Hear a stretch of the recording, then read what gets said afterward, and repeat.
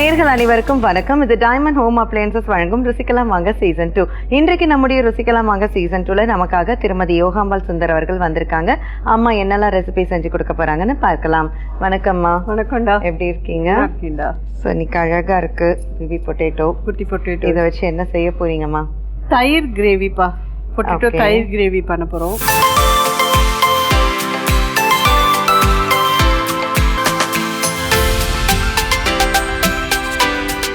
அதாவது தக்காளி சீசன்ல சமயத்தில் நிறைய விலையாயிடும். 100 ரூபா 200 ரூபாம்போ. அந்த சமயத்தில் எப்படி பண்ணுறது, தக்காளி இல்லாமல் எப்படி பண்ணுறது அப்படின்னு எல்லாரும் திணறது இந்த இதை எடுத்து வச்சுக்கோங்க. இப்பெல்லாம் சொல்லி கொடுக்குறீங்க பாருங்க. சரி, சமைக்கிறதுக்கு முன்னாடி கவனிக்கிற இப்பதான் மூக்கில் எக்ஸ்ட்ராவா டால் அடிக்குதே. அதை அடிக்கும். ஏன் அடிக்காது? மாத்தினீங்களோ? நம்ம தாராந்துட்டோம். அவ்வளோதான் சமத்தெல்லாம் இல்லைம்மா, தொலைச்சிட்டேன் எங்கேயோ. எனக்கே தெரியல, நான் ஃபேஸ் துடைக்கிறதே தான் அது கையில். ஆமாம், அப்போதான் ஐயோ எங்கே போச்சு, வீடு ஃபுல்லாக நானும் போட்டு எல்லாம் எங்கேயும் காணும். அது இத்திரோண்டு இருக்கும், அது எப்படி கிடைக்கும்? கொஞ்சம் கஷ்டமாக தான் இருந்தது. அதை விட இது இன்னும் அழகாக இருக்கு. நான் அதாவது நான் என்ன நினச்சேன்னா, ஒன்று நம்மளை விட்டு போயிடுச்சுன்னா அதை விட்டுடணும் அப்படின்றது தான் என்னோட இது. சரி, அதுவாகவே என்னை விட்டு போயிடுத்து, எனக்கு இனிமேல் வேண்டாம் அப்படின்னு. ஆனால் பசங்கள்லாம் ஒன்று அப்படி பார்க்கறதுக்கு நல்லா இல்லை, நீ இதை இருந்தால் அதான் நல்லா இருக்குன்னு சொல்லிட்டு 2 பேருமா சேர்ந்து வாங்கி போட்டிருக்கான். சூப்பர். சரி, நாள் அடிக்கிறாது எனக்கே தெரியல. ஸோ லைட்டர் கொடுப்பா.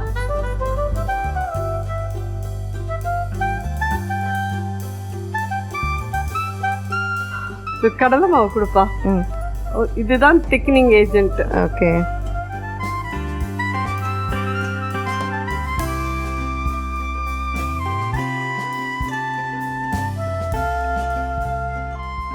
நல்லா ஒரு 2 டேபிள் ஸ்பூன் கிட்ட எடுத்து வாசனை வர வறுத்துட்டு இருக்கும்.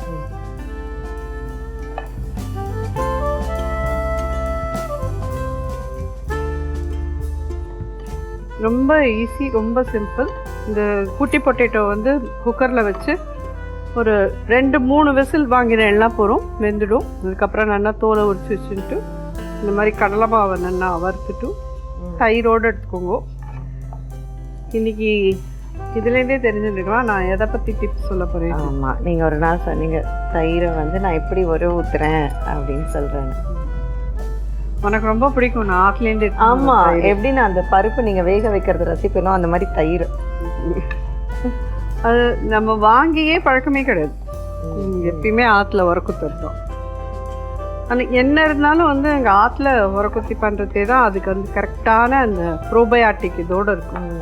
கடையில் இதுக்கு ப்ரோபயாட்டிக் தயிராக வாங்கினேன்னா ப்ரோபயாட்டிக் தயிர் கிடைக்கும். இல்லைன்னா இந்த வாங்குற தயிர்லாம் அது தயிர் அவ்வளோதான்.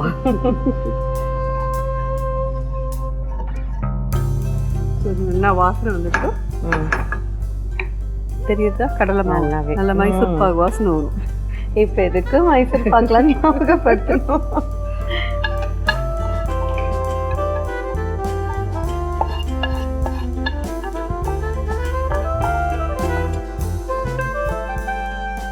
அவங்கள்ட்ட நான் கேட்கவே மாட்டேன்ற டிப்ஸும் ஒன்று இருக்கு, தெரியுமா? எப்படி புடவையெல்லாம் வச்சுக்கணும் நானே சொல்லிட்டேன். ஆனால் நான் உங்ககிட்டே அதுதான் கேட்டு தெரிஞ்சுக்கணும். எல்லாத்துக்குமே சொல்லுவா என் குழந்தையெல்லாம், தெரியுமா? இதுக்குன்னே இல்லை அம்மா, நீ சாப்பிட்றதே தயவு செஞ்சு பிப்பு கட்டிக்கோமா, பிப்பு கட்டிருந்தாம்மா நீ எது ஒன்று அப்படியே கொட்டு கவுத்து அவ்வளோதான், தொடச்சிக்கோ அவ்வளோதான். எண்ணெய் கொடுப்பா, சுத்தமாக டேமேஜ் பண்ணிட்டு. அந்த அளவு நீங்கள் சமையல் ஆர்வமாக இருக்கீங்க அப்படின்னு சொல்கிறேன். இல்லை யாராவது ஸ்பான்சர் பண்ணுறாங்கன்னா எங்களை யோசிச்சு பாருங்களேன். அதனால்தான் புடவையை மட்டும் நான் ஸ்பான்சரிங்க்கு வாங்கிக்கவே மாட்டேன். எப்பயுமே காசு கொடுத்துட்டேன், கொடுத்துருன்றேன். உருளைக்கிழங்கு கொடுப்பா, வேக வச்சு.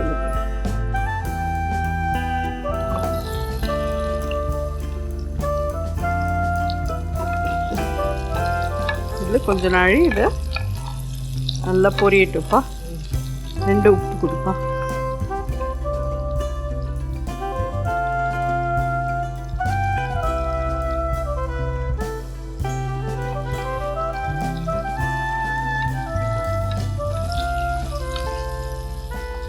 இது பொரிஞ்சுட்டு இருக்கட்டும். நம்ம அதுக்குள்ள சைடில் தயிர் கிரேவிக்கானது தயார் பண்ணணும். தயிர் கொடுத்துருப்பா.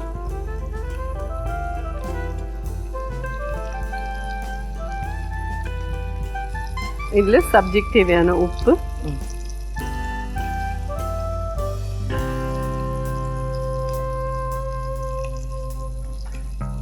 சர்க்கரை,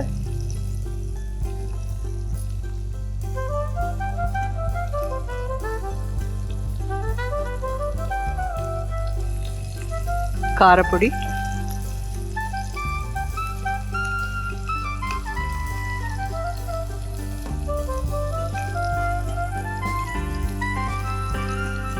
தனியா பொடி,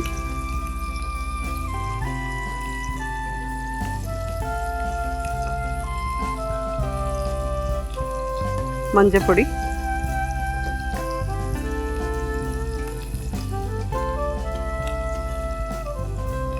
ஒரு நிமிஷம் வதக்கி விட்டுறேன்.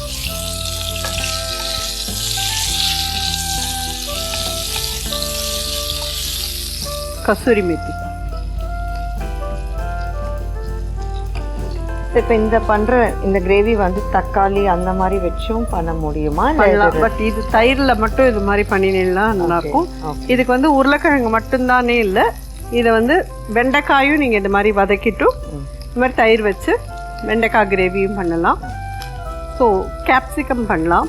இந்த மாதிரி 2-3 ஐட்டம்ல நீங்க பண்ண முடியும். பொட்டேட்டோ எல்லாருக்கும் பிடிச்சது யூனிவர்சலாக, அதனால அதை எடுத்தேன் வழி. வெண்டைக்காயில் பண்ணலாம், கேப்சிகமில் பண்ணலாம், நல்லாவே இருக்கும்.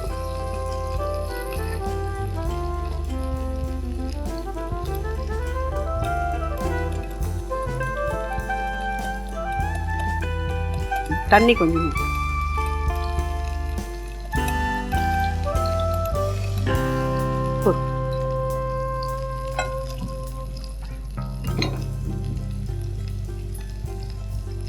இதெல்லாம் நீங்க சொல்லி கொடுத்ததான், எதையும் வேஸ்ட் பண்ணக்கூடாது. கழுவி அலசி ஊற்றிட்டோம். ஒரு சாமானும் கிடைக்கிறது அவ்வளோ கஷ்டமாக இருக்குமா? அதாவது எங்கள் நாள்லலாம் இதெல்லாம் ரொம்ப கஷ்டம். அதனால இதெல்லாம் நல்லா பார்த்து இது பண்ணுவோம். முதல்ல தான் சொல்கிறேன், எங்களுக்கு சமையலை சொல்லி தரதை விட இதெல்லாம் தான் முதல்ல சொல்லி தருவான். பார்த்தேன்னா நல்லா மிக்ஸ் ஆகிருக்கும். இது இந்த மாதிரி மிக்ஸ் பண்ணி வச்சுருவோம். உருளைக்கிழங்கு நல்லா இந்த மாதிரி ப்ரௌனாக ஆகணும். இந்த மாதிரி வறுத்தெடுத்துட்டோம். இந்த பவுலுக்கு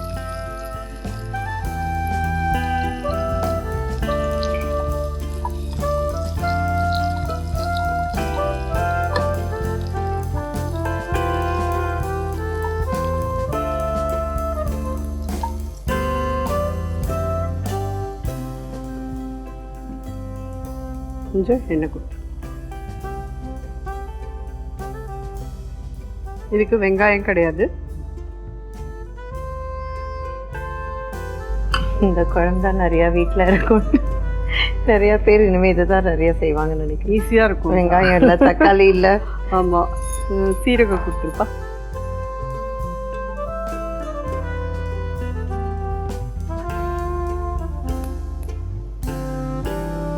பச்சை மிளகா,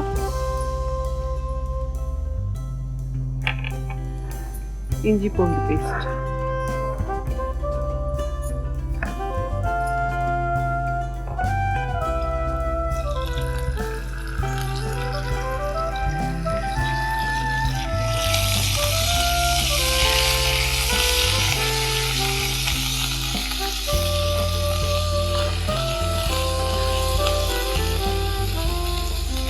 இதில் இந்த கலந்து வச்சுட்டு இந்த தயிர் கிரேவியை விட்டுருணும்.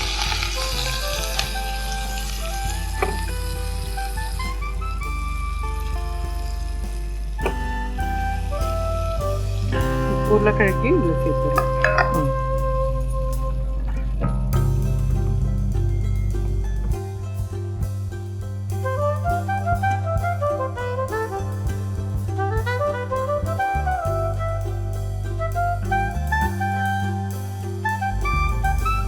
गरम मसाला,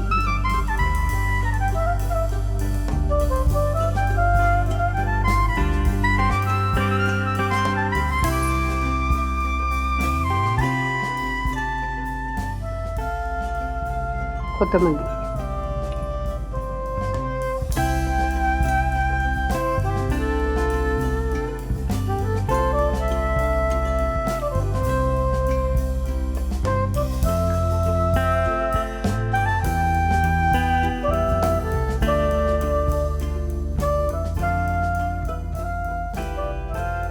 கடலை மாவு வறுத்துட்டு தான் போட்டிருக்கோம், அதனால் அவ்வளோ தூரம் பச்சை வாசனை அடிக்காது. 2 கொதி இந்த மாதிரி வந்தாலே போதும்.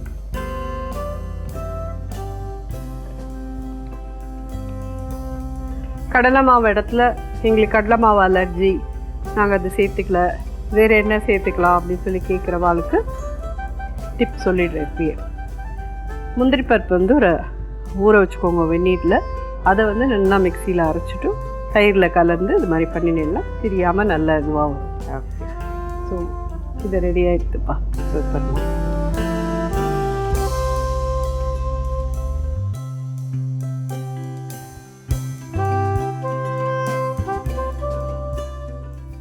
சப்ஜி ரெடி ஆகிடுப்பா. ஓகேம்மா.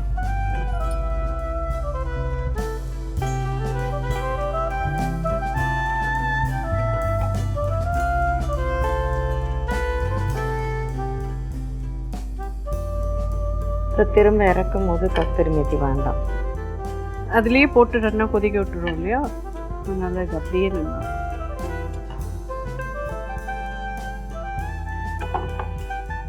ஸோ அம்மா வந்துட்டு சூப்பராக பேபி பொட்டேட்டோ வச்சு ரொம்ப அருமையான, முக்கியமாக வெங்காயம் தக்காளி இல்லை, எந்த காயும் கட் பண்ணல, சூப்பராக ஒரு கிரேவி வந்து செஞ்சு கொடுத்துருக்காங்க. ஸோ அதனுடைய டேஸ்ட்லாம் பார்க்குறதுக்கு முன்னாடி அம்மா கிட்ட டிப்ஸ்லாம் கேட்டு தெரிஞ்சுக்கலாம். அதற்கு முன்பாக நமது நிகழ்ச்சியில் ஒரு சிறிய இடைவேளை. இது டைமண்ட் ஹோம் அப்ளையன்சஸ் வழங்கும் ருசிக்கலாம் வாங்க சீசன் 2.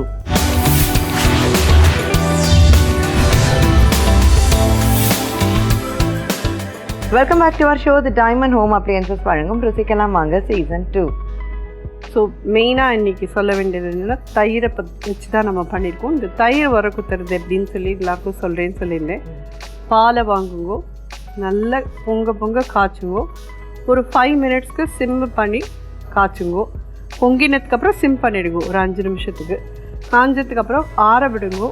நீங்கள் வந்து மண் பாத்திரத்தில் எதுலையாவது உரக்குத்த போகிறேன்னா நன்னாவே இந்த மிஷ்டி தோய் மாதிரி வரும். மிஷ்டி தோய்ங்கிறது வந்து சர்க்கரையை கேரமல் பண்ணி அதில் ஆட் பண்ணிலாம் பண்ணுறது, அப்படிலாம் இல்லை, அது கட்டி மாதிரி வரத்துக்கோசரம் சொல்கிறேன். அப்படி இல்லைனாலும் இதையுமே கூட நம்ம வந்து என்னென்னா தொட்டு பார்த்தேன்னா விதைன்னு இருக்கணும். ரொம்ப சுட இருந்தாலும் அதில் உரக்குத்தினா அடுத்த நாளைக்கு வந்து அது மூக்கு சொல்லி மாதிரி வரும். இப்படியெல்லாம் உதாரணம் பாருங்க. அதனால் அந்த மாதிரியும் பண்ணக்கூடாது. சில பேருக்கு ஒரே அவசரமாக இருக்கும், அது உரக்குத்திட்டு நம்ம போய் படுத்துனா போகிறோன்றது. அப்படியே அது அப்போ தான் காய்ச்சி இறக்கியிருப்பா, ஒரு 15-20 நிமிஷத்துக்குள்ளே உரக்குத்துவா. அது அப்படியே உங்களுக்கு 15-20 நிமிஷத்துக்குள்ளே உரக்குத்தணும் அப்படின்னு சொல்லி சொன்னால், ஒரு பாத்திரத்தில் பச்சை தண்ணி வைங்கோ, அதுக்குள்ளே இந்த சுடுற பாலை இறக்குங்கோ, அது வெதுன்னு ஆற வரைக்கும் வெயிட் பண்ணுங்கோ. அது வெதுப்பாக வந்ததுக்கப்புறம் ஒரு டப்பாவில் கொட்டி, இந்த கல்ச்சர் தயிர் உரக்குத்துற கல்ச்சர் இருக்கும், அதை வாங்கி பக்கத்தாத்துலேருந்தோ இல்லை கடையிலேருந்தோ வாங்கி அதில் உரக்குத்துங்கோ. உப்பெல்லாம் போடணும்னு அவசியம் இல்லை, அப்படியே உரக்குத்திட்டு ஒரு 6 to 7 hours கழிச்சு பார்த்தீங்கன்னா ஜம்முன்னு ஜோராக தயாராகிருக்கும். ஓகே, சூப்பர்மா. அதுவுமே நம்ம வந்து எல்லாத்துக்குமே அதுக்கு உண்டான டைமும் பொறுமையும் கொடுத்து பண்ணினாதான். எல்லாம் ஆச்சுன்னு பண்ணினோன்னா எதுவும் வராது. நிச்சயமா. ஸோ நான் இப்போ ரீசெண்டாக என்னோடய டார்க் சர்க்கிளுக்கு பண்ணிகிட்ருக்கேன். உண்மையிலேயே அது டே டு டே கொஞ்சம் நல்ல எஃபெக்டும் இருக்குது. எங்களை புதினாச்சாறு தான் டெய்லி அப்ளை பண்ணி தூங்குறேன். ஸோ ஃபஸ்ட்டுக்கு இப்போ வந்து கொஞ்சம் வந்து நல்லாவே ஷேட்ஸ் மாறுது.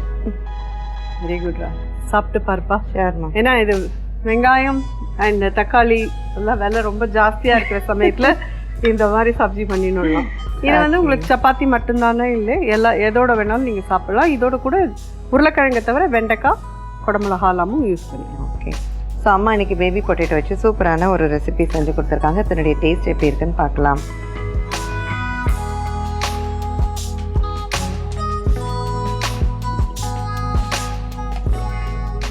அட்டகாசமாக இருக்குது, ரொம்ப சூப்பராக இருக்குது. பொட்டேட்டோ தயிர் கிரேவி ஒரு கடாய் எடுத்துன்னு கடலை ஒரு 2 டேபிள் ஸ்பூன் போட்டு வாசனை வர வரைக்கும் வறுத்து எடுத்துக்கோங்க. அதை இன்னொரு பவுலில் எடுத்துட்டு அந்த பவுல்லையே தயிர் ஆட் பண்ணிக்கோங்க. உப்பும் அதில் ஆட் பண்ணிடுங்க, சர்க்கரையும் போட்டுக்கோங்க.